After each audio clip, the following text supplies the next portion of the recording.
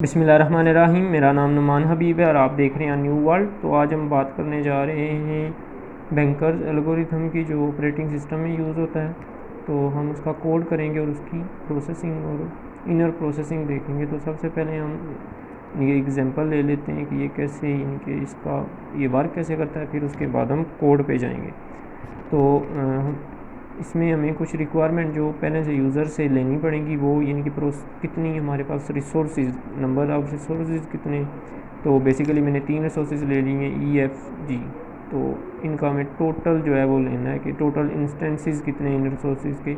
यहाँ पे 10 है, 5 है, 12 है। उसके बाद हमें प्रोसेस जो हैं वो यानी कि P1, P2, P3, P5 यानी कि जितने भी प्रोसेस हैं वो सारे उनके नंबर्स लेने हैं। उसके बाद उनको कितनी कितनी रिसोर्सेज जो हैं वो पहले से एलोकेट हो चुकी हैं। तो पहले से जो एलोकेट हो चुकी हैं ना, वो यहाँ पे P10, 14, 113 जिनकी ये रिसोर्सेज, जैसे कि रिसोर्स ई जो है वो P1 को 0 उसके इंस्टेंसेस जो हैं वो एलोकेट हुए हैं। 1 इंस्टेंस ई का जो है P2 को एलोकेट हुआ है। तो इस तरह हम आगे देखेंगे। इसी तरह फिर हम देखेंगे मैक्स रिसोर्सेज जो कितनी चाहिए प्रोसेसेस को, यानी कि ई के 5 इंस्टेंसेस P1 को चाहिए लेकिन मिला भी 0 है। तो फिर उसके बाद हम अवेलेबल जो है खुद कैलकुलेट करेंगे। अवेलेबल मतलब ये कितने अभी भी हमारे पास इंस्टेंसेस ई, एफ और जी के रह गए।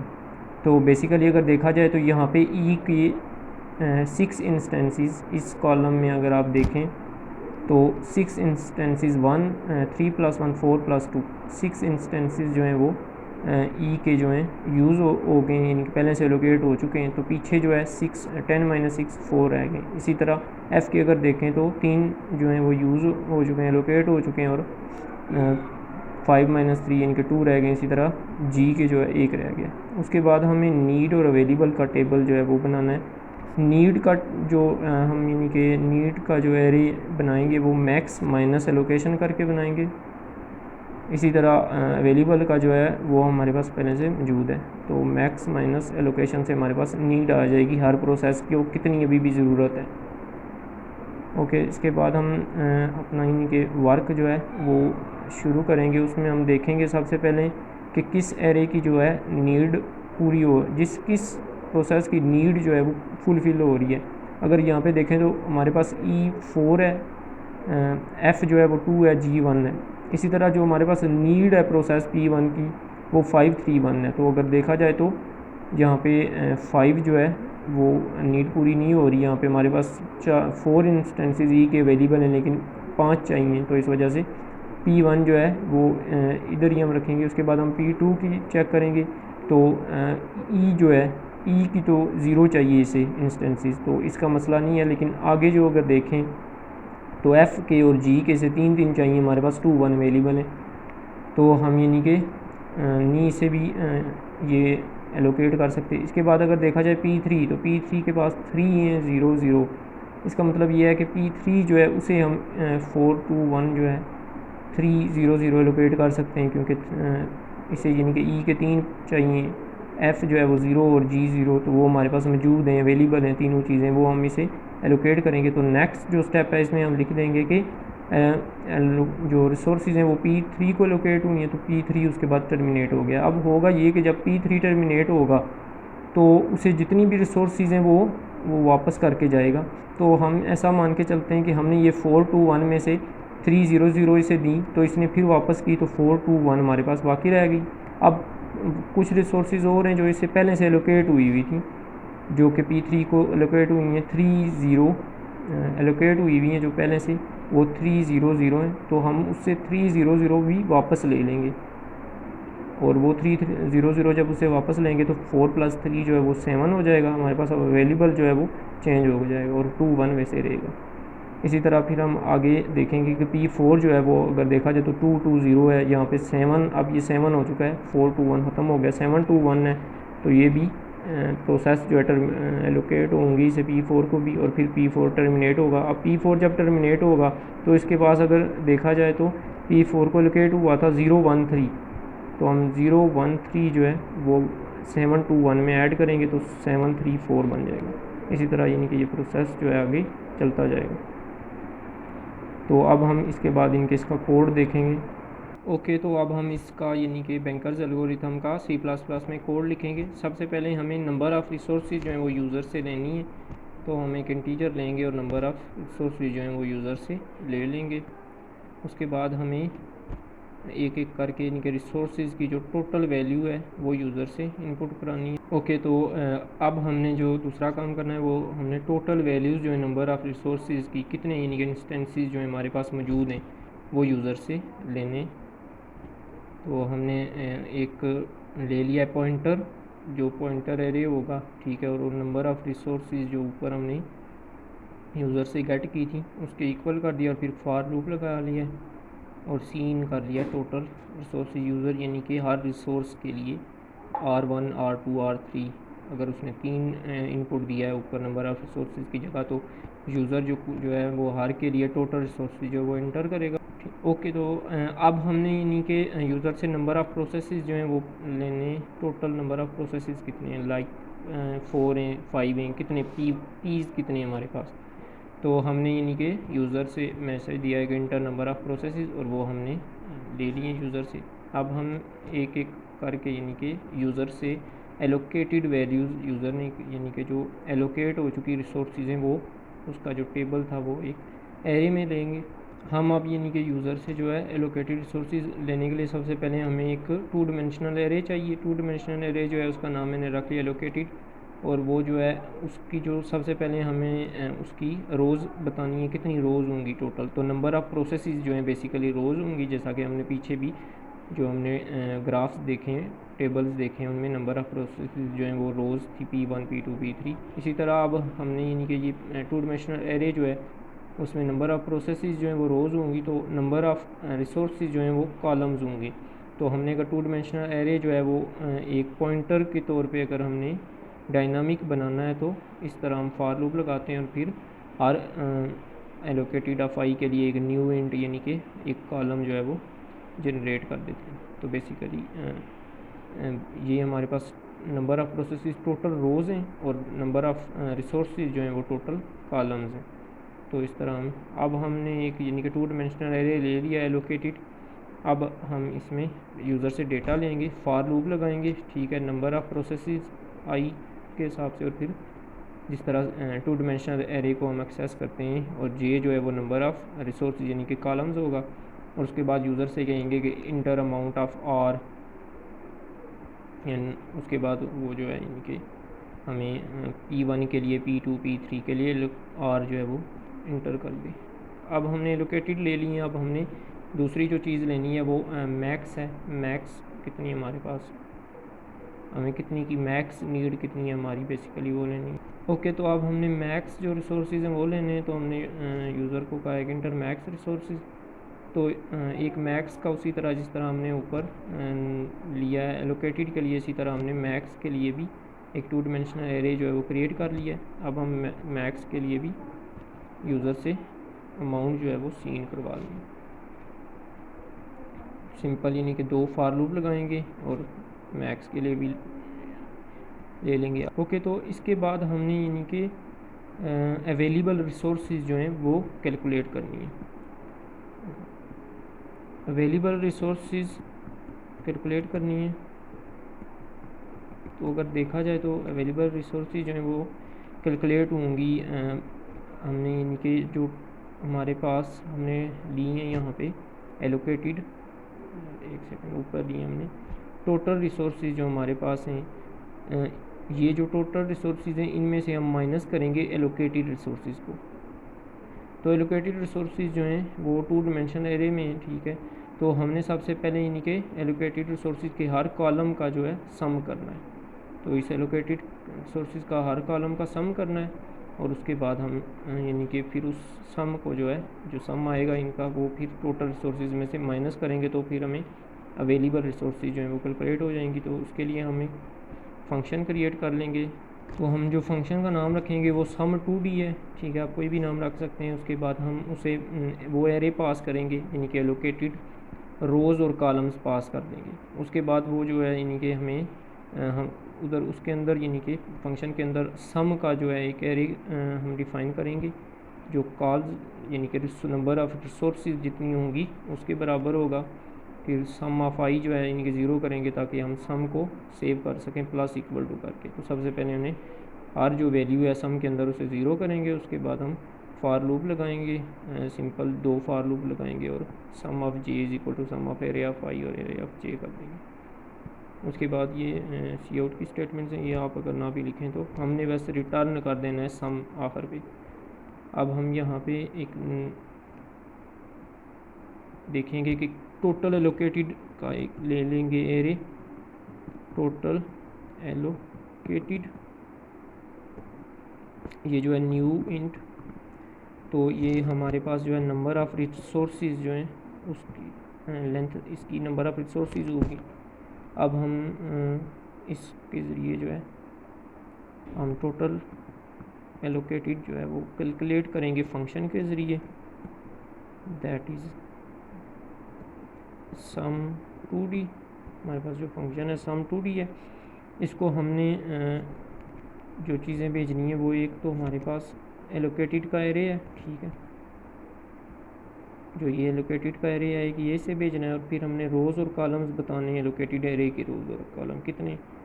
तो हम यहाँ पे से एलोकेटेड, उसके बाद number of resources, number of processes जो हमारे पास रोज़ हैं, और नंबर ऑफ़ रिसोर्सेज जो हमारे पास कॉलम्स हैं वो भेज देने। तो ये हमें रिटर्न कर देगा सम। इस सम जो है वो अब हमारे पास यानी कि अगर हमारे पास 3 रिसोर्सेज हैं ई एफ और जी, तो हमारे पास अब यानी कि जितनी भी एलोकेटेड हो चुकी थी ना उनका सम आएगा, जैसे कि 5 6 7 8।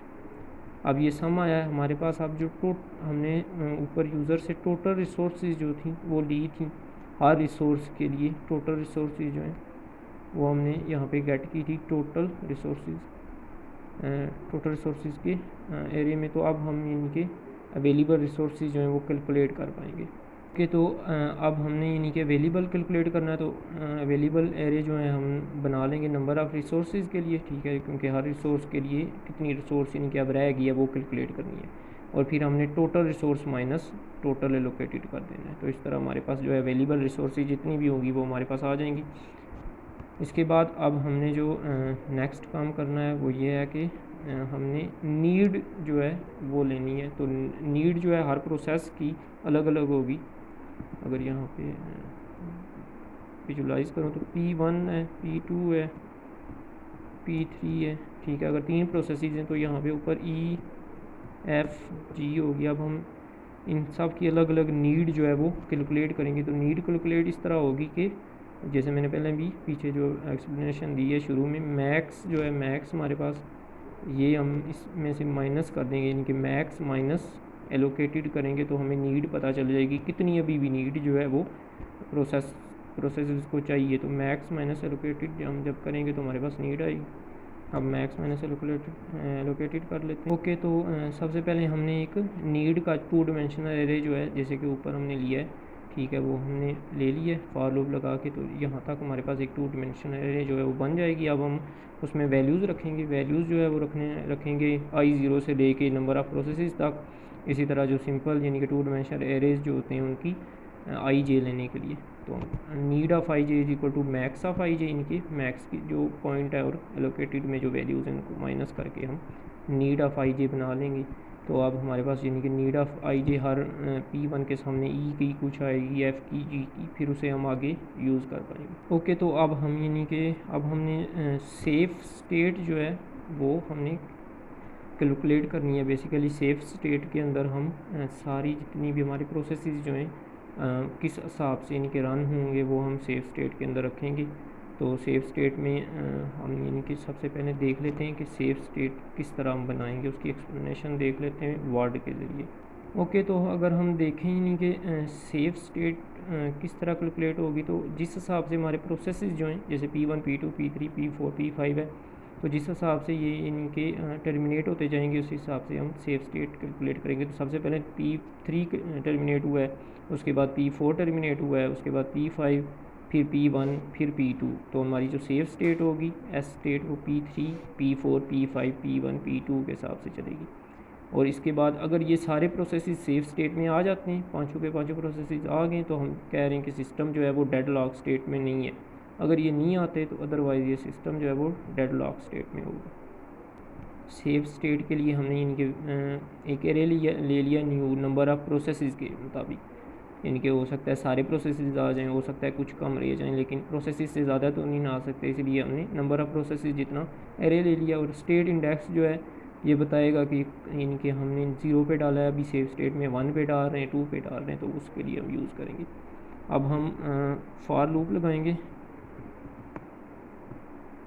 0 से लेके i less than number of processes. Her process के लिए चेक कर रहे हैं i प्लस प्लस। तो अब हम सबसे पहली जो चीज़ है वो चेक करेंगे कि कहीं हमारा जो ये हम प्रोसेस जो है वो आई, यानी कि अब हम आई 0 1 2 3 4, अगर 4 प्रोसेसेस है नंबर ऑफ़ प्रोसेसेस तो 0 1 2 3 4 यानी कि आई जो है अब हमारा प्रोसेस का इंडेक्स होगा। तो अगर हम ये कहें आई को प्रोसेस मान के चलें तो हम देखेंगे सबसे पहले कहीं हमारा आई जो है वो पहले से सेफ स्टेट के अंदर तो नहीं है। तो अगर वो हमने चीज़ चेक करनी है तो उसके लिए हम एक फॉर लूप लगाएंगे j इक्वल टू 0 से लेके वो लेस देन चलेगा स्टेट इंडेक्स तक, और j प्लस प्लस करते जाएंगे। अब इसके बाद हमने चेक करना है कि क्या टर्मिनेट यानी कि हो चुका है ये पहले से या नहीं। तो हम एक वेरिएबल ले लेते हैं, बूल इज़ टर्मिनेटेड। जब भी फॉर लूप चलेगा तो इज़ टर्मिनेटेड हम फॉल्स कर देंगे, और इस जो फॉर लूप है इसके नीचे उसके अंदर हम चेक करेंगे अगर ये जो स्टेट सेफ स्टेट जो है अगर इसके अंदर आई मौजूद है, हम आगे यानी कि आई जो है इसके अंदर पुट करेंगे। अगर इसके अंदर आई मौजूद है तो तब हम कह देंगे is terminated equal to true, otherwise हमारा प्रोग्राम जो है वो आगे चलेगा। इस फॉर लूप के बाद हम लिखेंगे कि इफ़ नॉट इज़ टर्मिनेटेड, यानी कि इज़ टर्मिनेटेड फॉल्स है, जैसा कि हम ऊपर कर रहे हैं। अगर इज़ टर्मिनेटेड फॉल्स है तब हम चेक करेंगे, तब ये नॉट जो है इसे ट्रू कर देगा, ये इफ़ की कंडीशन ट्रू हो जाएगी। और इस लूप इफ़ की कंडीशन के अंदर हम देखेंगे कि सेफ स्टेट के अंदर आ रहा है या नहीं, यानी कि प्रोसेस जो है अब हम कैसे सेफ स्टेट के अंदर डालते हैं वो अगर हम देखें तो हमारे पास शुरू से अगर हम देख लें तो हमने सबसे पहले कहा था कि P3 जो है वो सेफ स्टेट के अंदर आ रहा है। उसकी वजह ये थी कि P3 जो है वो 300 नीड थी उसकी, लेकिन अवेलेबल हमारे पास ज़्यादा था। तो अब हमने कंपेयर करना है नीड को और अवेलेबल को। बेसिकली नीड ऑफ़ आई को, जो प्रोसेस है नीड ऑफ़ आई को और अवेलेबल को हमने कंपेयर करना है। तो उसके लिए हमें एक फंक्शन चाहिए होगा जो हर जो पॉइंट है यानी कि वो कंपेयर करे 3 को 4 के साथ, इसी तरह 0 को 2 के साथ और 0 को 1 के साथ। ओके, तो अब हम यानी कि कंपेयर एरे का जो है वो फंक्शन ले आए हैं। उसमें हमने 2 एरे ले रहे हैं जो सिंगल ही होंगे, क्योंकि अगर यहाँ पे हम देखें तो 1 डिमेंशनल, अगर हम यहाँ पे देखें तो 1 डिमेंशनल एरे हैं, जैसे 0 3 3 1 डिमेंशनल है, 4 2 2 1 डिमेंशनल है। तो वो 1 डिमेंशनल एरे होंगे दोनों, और दोनों एरे का साइज़ n1 और n2 हम यूज़र से ले लेंगे।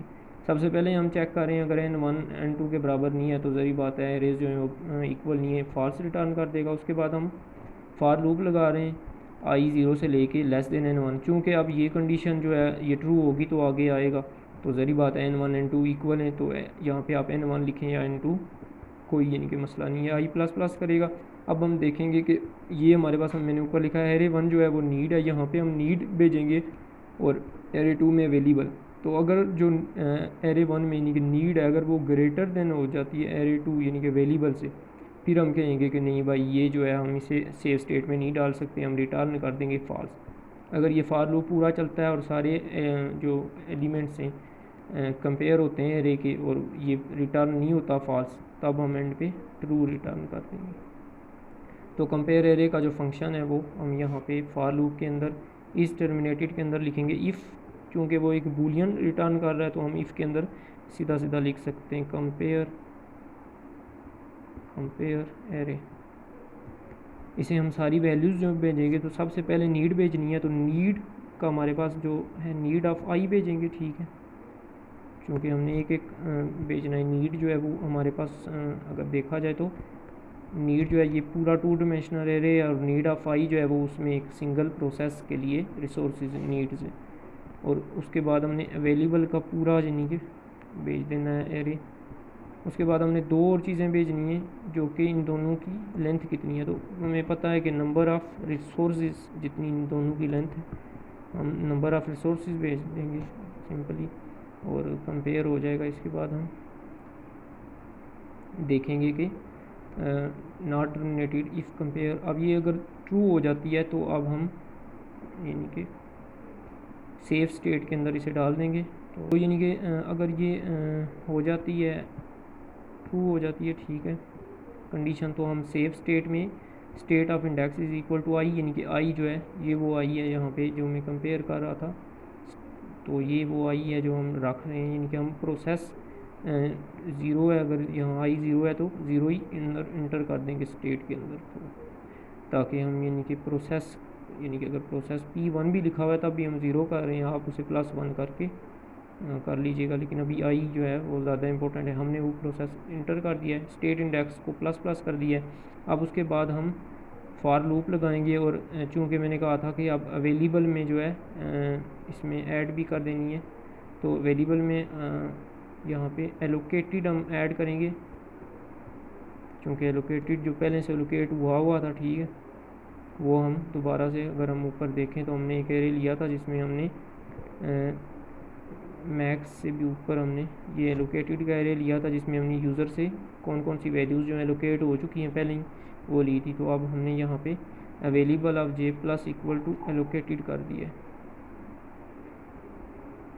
तो इसके बाद हम अब अवेलेबल में एलोकेटेड जो है वो भी प्लस हो जाएगा, तो अवेलेबल बढ़ जाएगा। इसके बाद अब हम देखें अगर तो ये फार लूप जो है वो एक बार ही चल के ख़त्म हो जाता है, यानी कि फार लूप जो है अगर हम इधर देखें तो 5 टाइम चलेगा, इस 5 तक जाएगा, उसके बाद रुक जाएगा। यानी कि कहने का मतलब ये है कि ये फार लूप जो है यहाँ तक चलेगा, P5 जब टर्मिनेट होगा उसके बाद नहीं चलेगा। लेकिन यहाँ पे अगर हम देखें तो P1 और P2 भी आगे दोबारा से चल रहे हैं, तो उसके लिए हम देखेंगे कि हमने इस लूप ये जो फार लूप है इसे कब तक चलाना है। तो हमने फार लूप को चलाते रहना है तब तक जब तक जो फार लूप के अंदर आता है, ठीक है, और कोई एक वैल्यू को जो है वो चेंज करता है, वो कहता है हाँ वो वैल्यू जो सेफ स्टेट के अंदर गई है, कोई भी एक वैल्यू फार लूप की। तो उसके लिए अगर हम एक बूलियन ले लें, कंपेयर, आप कोई भी वेरिएबल ले सकते हैं, मैंने बूलियन ले लिया। अब यहाँ पे हम वाइल लूप लगाते हैं, वाइल कंपेयर, यानी कि कंपेयर को हम वो बूलियन जो है सीधा सीधा पास कर रहे हैं। इस तरह हम वाइल लूप जो है वो चला सकते हैं अगर बूलियंस हों तो। अब इसके अंदर हम जब भी वाइल लूप जैसे ही यानी कि वाइल लूप के अंदर आएगा तो हम कह देंगे कंपेयर जो है वो फॉल्स कर दें, लेकिन हम इसे बंद नहीं कर रहे, यानी कि कंपेयर फॉल्स करने का तो मतलब यही होगा कि ये बंद हो जाए। लेकिन यहाँ पे अगर वो आता है इस फार लूप के अंदर किसी यानी कि एक को चेंज करता है, तो इसका मतलब ये है कि अब हमने कंपेयर को ट्रू कर देना है, ताकि कंपेयर यानी कि इसका मतलब ये होगा कि उसने एक कंपेयर करके सेफ स्टेट में डाला है, तो हो सकता है नेक्स्ट टाइम फिर दोबारा हमें चेक करना चाहिए। लेकिन एक ऐसा वक्त आ जाता है जब फार लूप चलता है पूरा, कोई भी नहीं होता, यानी कि सेफ स्टेट के अंदर नहीं आता, इसका मतलब दोबारा चेक करने का भी कोई फ़ायदा नहीं है, वो नहीं आएगा फिर सेफ स्टेट के अंदर। तो इसलिए हमने कंपेयर को ट्रू कर दिया और इस तरह ये वाइल लूप चलता जाएगा। अगर इस वाइल लूप के अब हम बिल्कुल साथ में बाहर आ जाते हैं वाइल लूप के। अब हमने सेफ स्टेट जो है वो यूज़र को प्रिंट करा देनी है और बताना है कि डेड लॉक है या नहीं। तो सी आउट करेंगे हम सेफ स्टेट, फॉर लूप लगाएंगे। अब हमने 0 से लेके हमने एक इंडेक्स जो है स्टेट इंडेक्स लिया हुआ है, इस तक हम यूज़ करेंगे i less than state index i plus plus, और हम सी आउट कर देंगे सेफ स्टेट ऑफ आई।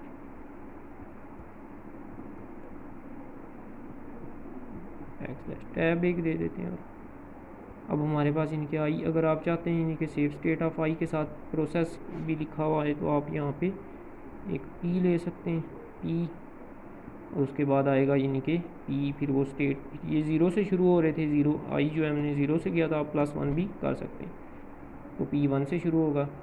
फिर ये फार लूप जो चलेगा तो हमें बता दें। अब इसके बाद हमने चेक करना है इफ़ ये जो स्टेट इंडेक्स है इसको चेक करना है। अगर ये state index number of processes के बराबर आ जाए, ठीक है, अगर नंबर ऑफ प्रोसेसेस जो हैं वो इक्वल टू है सेफ स्टेट इंडेक्स के, तो इसका मतलब यही है कि जो हमारा प्रोग्राम है वो डेड लॉक में नहीं है। हम लिखेंगे system not in dead lock. लेकिन अगर ऐसा नहीं है फिर हम बता देंगे कि सिस्टम जो है वो डेड लॉक में है।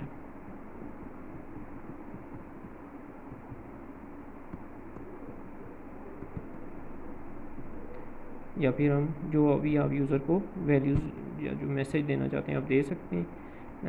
हाँ, आप यानी कि ये अगर एरेज वगैरह प्रिंट करना चाहते हैं तो उसके लिए आप एक प्रिंट का फंक्शन बना लें, 2 डायमेंशनल के लिए भी और 1 डायमेंशनल के लिए भी अलग अलग प्रिंट के फंक्शन बना के आप इस एरे को प्रिंट कर सकते हैं। इस प्रोग्राम को जो है अब हम रन करके देखेंगे और इसके अंदर ये वाली सारी वैल्यूज़ जो हैं वो इंटर करेंगे, ये एलोकेशन वाली, और हम चेक करेंगे क्या हमारा रिज़ल्ट जो है वो सेम आता है। यानी आप कंपेयर सबसे पहले जब हम बनाएंगे तो उसे ट्रू कर देंगे, क्योंकि वाइल लूप को तो ही ना पता, हमने सिर्फ बूल कंपेयर लिखा है, तो हम ट्रू करेंगे तो फिर वाइल लूप कहेगा ठीक है। अब मैं यानी कि इसे रन करके देख लूँ। अब ये पूछ रहा है नंबर ऑफ़ रिसोर्सेज कितनी है, तो बेसिकली अगर हम अब देख लें तो 3 रिसोर्सेज हैं, 10, 5, 12। तो रिसोर्सेज का नेम नहीं पूछेगा, वैसे आपसे पूछेगा R1 की डालें 10, 5, 12। उसके बाद पूछा है नंबर ऑफ़ प्रोसेसेस, मुझे याद है 5 हैं। उसके बाद अब पूछ रहा है इनके R1 एलोकेटेड टू P1 कितना है। तो अगर हम देखें तो E को हमने R1 का दिया था, तो P1 को E1 कितना एलोकेट हुआ है 0, फिर F1 हुआ है, फिर 4, 0, 1, 4 इस तरह हम डालते जाएंगे, 0, 1, 4। आगे अगर मैं देखूं तो आगे जो है वो 1, 1, 3, 3, 0, 0, 1, 1, 3, 3, 0, 0। उसके बाद 0, 1, 3, 2, 0, 1, 0, 1, 3, 2, 0, 1। अब वो हमसे यानी कि पूछ रहा है कि मैक्स रिसोर्सेज कितनी है। तो मैक्स रिसोर्सेज अगर देख लें तो 5, 4, 5, 1, 4, 6, 5, 4, 5, 1, 4, 6। उसके बाद P3 के लिए पूछ रहा है, तो P3 के लिए 6, 0, 0, 2, 3, 3, 6, 0, 0, 2, 3, 3। P4 के लिए भी डाल दी मैंने। अब P5 के लिए लास्ट रह गया 4, 1, 2। तो 4, 1 और 2 जैसे अब हम इंटर करेंगे तो हमें बताएगा। तो ये कह रहा है यानी कि सबसे पहले सिस्टम डेड लॉक में नहीं है, सबसे पहले P3 है सेफ स्टेट के अंदर, फिर P4 गया, फिर P5, फिर P1, फिर P2, और उसके बाद यानी कि हमारा जो फॉर लूप है वो ख़त्म हो गया। तो सिस्टम जो है वो नॉट इन डेड लॉक है। तो अगर अब हम देखें अपने रिज़ल्ट को कंपेयर करें जो यहाँ पे हमने बनाया था उसके साथ, तो सिस्टम डेड लॉक में नहीं है, और P3 है, P4 है, P5 है, P1 है, P2 है। तो यानी कि हमें जो सही है वो रिज़ल्ट जो हमारा सही आ रहा है। तो इस तरह ये वर्क करता है। उम्मीद है आपको वीडियो अच्छी लगी होगी और समझ आई होगी। तो हमारे चैनल को सब्सक्राइब करें और वीडियो को लाइक कर दें। अल्लाह हाफिज़।